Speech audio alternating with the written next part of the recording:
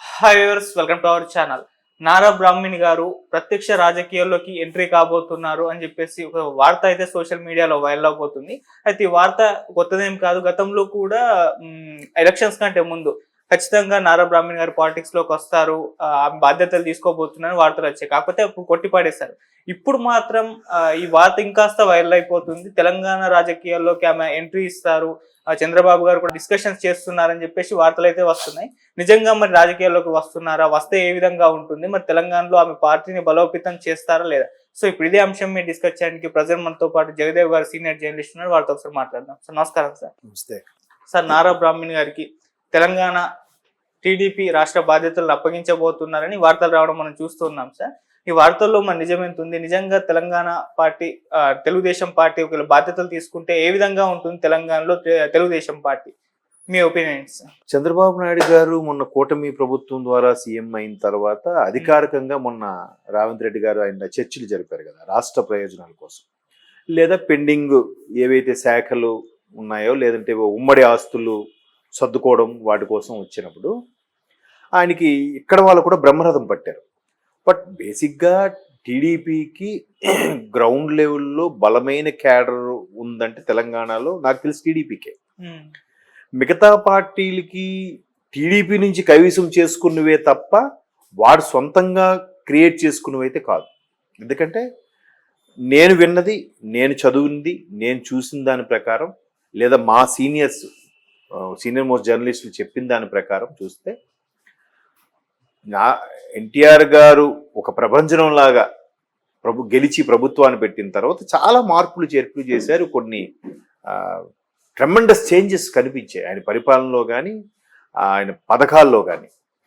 So అట్లాంటప్పుడు ఎన్టీఆర్ గారిని సినిమాల్లోనే రాముడు కృష్ణుడు కాదు, రియల్ లైఫ్లో కూడా ఒక దేవుడుగా కొలిచి ప్రతి ఒక్క ఇంట్లో గుమ్మంలో ఆయన ఫోటో ఫ్రేమ్లో కట్టించుకుని ఉన్న సందర్భాలు కూడా నేను చాలా చూశాను, ఈవెన్ తెలంగాణలో కూడా.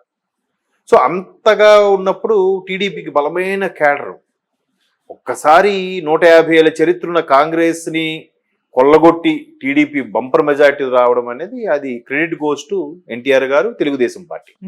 అయితే ఇప్పుడు తెలంగాణ ఉద్యమ నేపథ్యంలో టీడీపీ ఎంత బాగా అణగారిపోయిందో లేదా అణగదొక్కారో మనం చూసాం. గతంలో వాళ్ళ టీడీపీ మీద కానీ చంద్రబాబు నాయుడు గారు పర్యటనకి తెలంగాణ వచ్చినప్పుడు కానీ ఆయన కాన్వాయ్ మీద కూడా రాళ్ళు దాడులు, ఉద్యమకారులు అటాక్ చేయడం కూడా చూసాం. మరి అది ఉసిగొలిపారా, నిజంగా ఉద్యమం చేశారా అన్నది పక్కన పెట్టండి.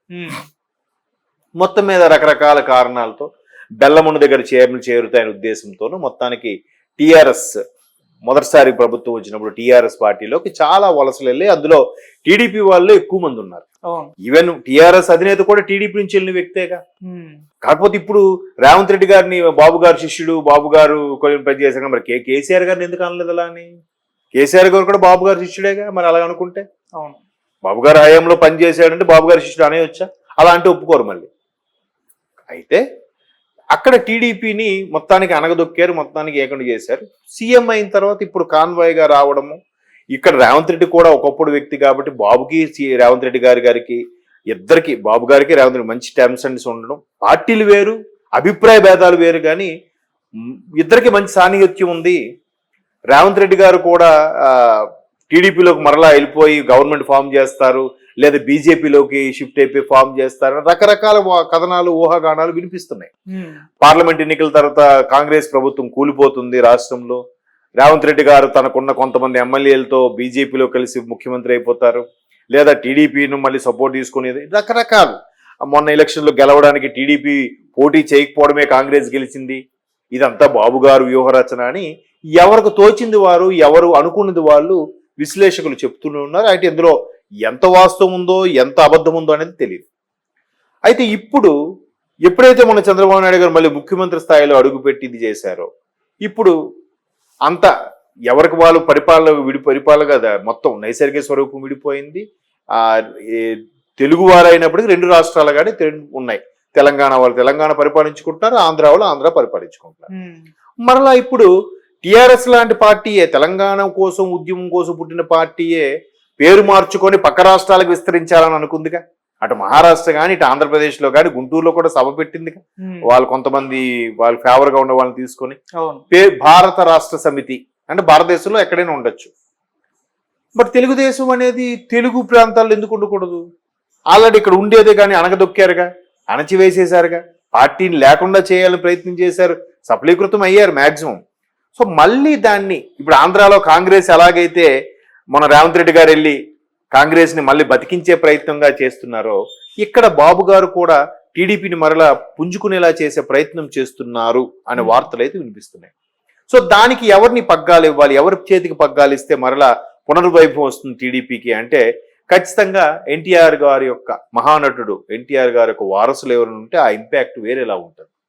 సో దానికి ఎవరిని పెడతారు, ఏం చేస్తారు? బాలయ్య గారిని పెడతారా, లేదా హరికృష్ణ గారి అమ్మాయి ఆల్రెడీ మొన్న ఇక్కడ పోటీ చేసి ఓడిపోయారు, ఆమెకి ఏమైనా ఇస్తారా, లేదా ఒక సీనియర్ నాయకుని పెట్టి ఆయన అధ్యక్షులుగా పెట్టి మొత్తం బాబు గారు కొనసాగంలో నడిచేలా చేస్తారా? లేదు, సెంటిమెంట్ వర్కౌట్ అవ్వాలి ఎలాగా? జూనియర్ ఎన్టీఆర్ గారు వస్తారా రారా అని కూడా కొంతమంది ప్రశ్నలు వేస్తున్నారు. ఆయనకి సినిమాలు చాలా ఉన్నాయి, ఇంకా భవిష్యత్తు చాలా ఉంది, అప్పుడే ఇంకా ఈ రంగంలోకి రారు. అట్లాంటి నేపథ్యంలో ఎవరున్నారు? ఎన్టీఆర్ వారసులే అయి ఉండాలి. అంటే the one and only Balayya గారు అమ్మాయి బ్రాహ్మణి కనబడింది. ఎందుకు? ఆవిడ మంచి చదువుకున్న ఆవిడ, మంచి వొకాబులరీ ఉంది, నాలెడ్జ్ ఉంది. తర్వాత మొన్న చంద్రబాబు నాయుడు గారు అరెస్ట్ అయిన తర్వాత క్యాండిల్ ర్యాలీలు కానీ, ప్లేట్లు బోయించడం కానీ, ఎక్కడికక్కడ గ్రాట్యుటీ సభల్లో విషయంలో కానీ అన్నిటి దగ్గరలో ఆవిడ పార్టిసిపేట్ చేస్తూ, ఓకే ఈవెన్ చంద్రబాబు నాయుడు గారి బర్త్డే కూడా పేదలకి కొంతమందికి కొన్ని రకాలు ఇస్తూ, వాళ్ళతో స్పెండ్ చేస్తూ, వాళ్ళ సమక్షంలో కేక్ కట్ చేస్తూ ఇట్లా ర్యాపోను పెంచుకునే ప్రయత్నం చేస్తుంది ఆమె. బిజీగా హెరిటేజ్లో వన్ ఆఫ్ ది డైరెక్టర్గా ఉంటూనే ఇవన్నీ కూడా చేస్తున్నారు. మరోవైపు లోకేష్ గారు ఆల్రెడీ ఇప్పుడు మంత్రి, లోకేష్ గారు కీలకమైన వ్యవహార సెక్రటరీగా ఉన్నారు తెలుగుదేశం పార్టీకి. అయితే ఇక్కడ ఎన్టీఆర్ వారసులుగా వాళ్ళని అధ్యక్షులు చేద్దామా, లేదా వర్కింగ్ కమిటీ ప్రెసిడెంట్గా పెడదామా? ఇక్కడ మన కేటీఆర్ గారు ఎలాగైతే ఉన్నారో బీఆర్ఎస్ తరఫున అలాగా ఎవరినైనా పెడదామా అంటే మేల్ కన్నా ఫిమేల్ దానికి కొంచెం సెంటిమెంట్ వర్కౌట్ అవుతుంది. పైగా మహానటుడు ఎన్టీఆర్ లేదంటే వ్యవస్థాపకుడు ఎన్టీఆర్ గారు మనవడు మనవరాలంటే ఆ ఇంపాక్ట్ వేరుంటుంది. సో అంత ఇంట్రెస్ట్గా ఉండాలి, జనాల్లో తిరిగే ఓపిక ఉండాలి. ఎన్టీఆర్ వారసులుగా ఒక కన్సర్న్ కూడా, ఒక అట్రాక్షన్ కూడా క్రియేట్ చేసుకోవాలంటే the one and only option Brahmani గారే, నారా బ్రాహ్మణి కనబడుతున్నారు అనేది ఒక వాదం అయితే ఉంది. మేబీ మరి ఆవిడకి రాజకీయాల్లో కూడా ఇంట్రెస్ట్ ఉందా లేదా అని చెప్పలేము. ఎందుకంటే తాత ముఖ్యమంత్రి, తండ్రి ఎమ్మెల్యే, ఇప్పుడు మూడోసారి హ్యాట్రిక్, భర్త ఒక ఎమ్మెల్యే మినిస్టరు, మామగారు ఎమ్మెల్యే ముఖ్యమంత్రి, ఎంత రాజకీయ నేపథ్యం ఉన్న కుటుంబం కాబట్టి మేబీ ఆవిడ పుట్టేసరికే నాకు తెలిసి తాతగారు ముఖ్యమంత్రి హోదాలో ఉంటారు ఎన్టీఆర్ గారు. సో అటువంటి నేపథ్యం ఉన్నప్పుడు కాబట్టి ఆవిడ రాజకీయాలు కొత్త కాదు. ఒకవేళ బిజినెస్ గా అందరిని ట్యాకిల్ చేయాలంటే బిజినెస్ కొత్త కాదు. చదువు సామర్థ్యం ఉంది, అన్ని రకాల సపోర్టు ఉన్నాయి. సో ఈమె అయితే ముందు వర్కింగ్ ప్రెసిడెంట్ గా జనాల్లోకి వెళ్ళి అడపదడప వెళ్తూ హైప్ చేస్తే సెంటిమెంట్కి వర్కౌట్ అయ్యి మరలా ప్రజాదరణ పొంది టీడీపీ పుంజుకుంటుంది. 2028కి వీళ్ళు టార్గెట్ అనుకుంటున్న నేపథ్యంలో మేబీ జరగచ్చు ఏదైనా.